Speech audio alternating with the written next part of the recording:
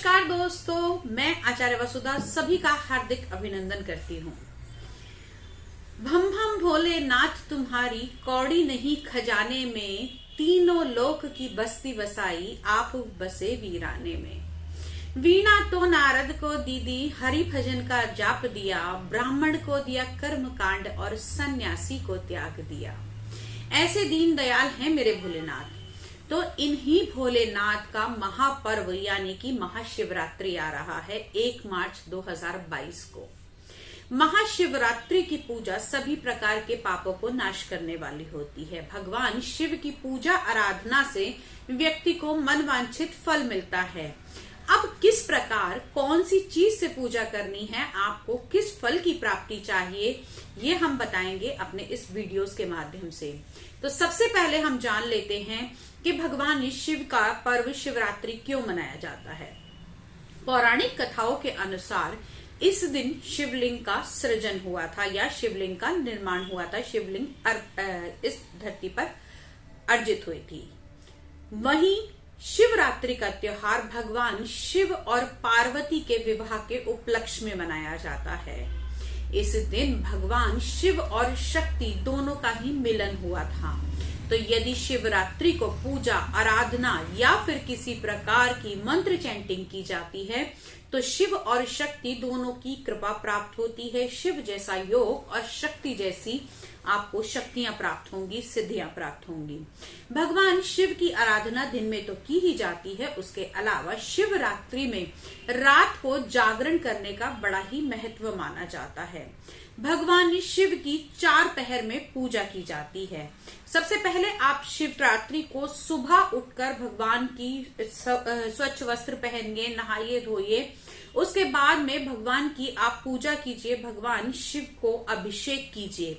अभिषेक की सामग्री में आपको बेलपत्र, फूल, भांग, धतूरा, गंगा जल इत्यादि सामान लेकर जाना है। कहते हैं भगवान शिव भांग और धतूरे से अत्यंत खुश होते हैं और जब भगवान शिव के ऊपर बेलपत्र चढ़ाई जाती है तो वो बेलपत्र भगवान ब्रह्मा, विष्णु और महेश तीनों का संलग्न एक साथ करती है। तो भगवान शिव की कृपा सभी को प्राप्त हो। आप भगवान शिव की पूजा कीजिए, अर्चना कीजिए। माँ पार्वती को 16 श्रृंगार चढ़ाइए, इससे आपकी मनोकामना पूरी होगी। अगर आप गंगा जल से अभिषेक करते हैं तो आपको भोग और मोक्ष दोनों की प्राप्ति होती है। अगर आप शहद से अभिषेक करते हैं तो आपकी सभी समस्याएं दूर हो जाती हैं।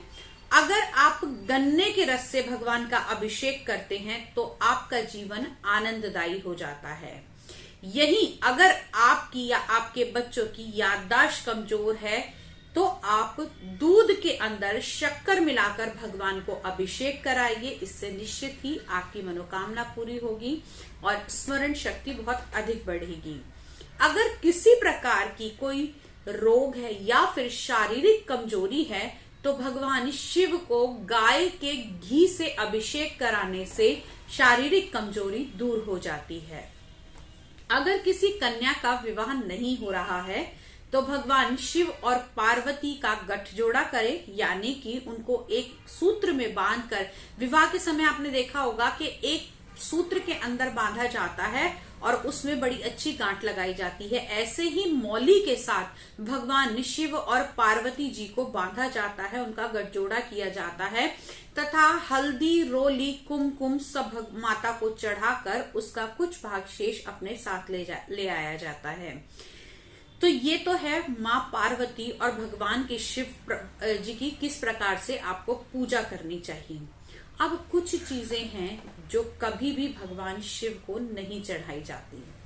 सबसे पहली बात, भगवान शिव को तुलसी नहीं चढ़ाई जाती। भगवान शिव की पूजा में तुलसी को चढ़ाना वर्जित माना जाता है।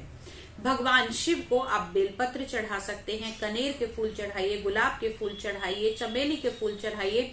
फूलों को चढ़ाने का भी अलग अलग महत्व होता है, उसका मैं अगली वीडियो में आपको बताऊंगी कि कौन से फूल चढ़ाने से और कौन से फूलों से अभिषेक करने से भगवान शिव की आराधना का क्या फल मिलता है। चलिए अब बात कर लेते हैं भगवान शिव की जो 4 पहर की या रात्रि का जो जागरण रहेगा उसमें कौन कौन से पहर में आपको भगवान शिव को अभिषेक करना है। रात्रि के 4 पहर में भगवान की पूजा की जाती है। जो लोग व्रत रखते हैं वो यदि व्रत के साथ साथ रात्रि में जाग कर भगवान का जागरण करते हैं तो उनको अतुल्य सुखों की प्राप्ति होती है। अब कौन कौन से हैं ये रात के 4 पहर और कब कब से शुरू होंगे वो आइए जान लेते हैं। सबसे पहला पहर 6:21 से शुरू होकर 9:27 तक रहेगा। उसके बाद रात्रि का दूसरा पहर 9:27 से लेकर रात को 12:33 तक रहेगा। तीसरा पहर भगवान शिव की पूजा के लिए 12:33 से लेकर 3:39 तक रहेगा। और चौथा पहर 2 मार्च को सुबह 3:39 से लेकर 6:45 तक रहेगा। इन 4 पहर में आप भगवान का अभिषेक कीजिए, पूजा कीजिए, जागरण कीजिए और अतुल्य सुखों की प्राप्ति कीजिए। अब ये तो था कि पूजा कैसे करनी है, क्या करनी है। इसके अलावा मेरी दूसरी वीडियो जरूर देखिए जिसमें मैंने उपायों के बारे में जानकारी आपको दी है। भगवान शिव की सिर्फ एक दिन उपाय करने से किस प्रकार आपके अनेकों संकटों से आपको मुक्ति मिल सकती है, वो जानने के लिए शिवरात्रि का पार्ट 2 अवश्य देखें। तब तक के लिए जय बाबा बर्फानी, भूखे को अन्न, प्यासे को पानी।